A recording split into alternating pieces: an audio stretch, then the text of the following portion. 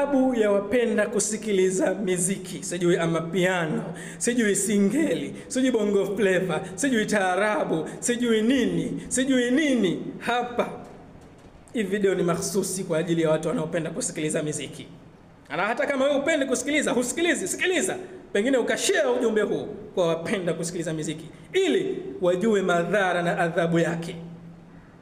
Ndugu yangu katika imani, adhabu ya wapenda kusikiliza miziki hii ya duniani hii, siku ya kiyama watakuja kumiminiwa risasi za moto katika masikio yao.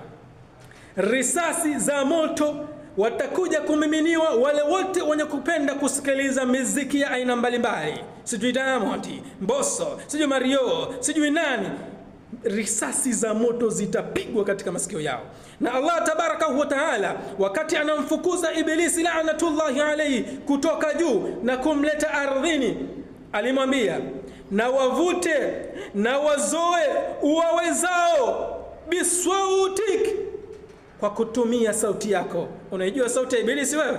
Unaijua? Ndio hii miziki, ndio hizi bongo flavor, ndio hizi tarabu, ndio hizi singeli, zote hizo ni sauti za Ibilisi la'natullahi alayhi. Na nyinyi wanamuziki, muogopeni Allah tabarakahu wa taala.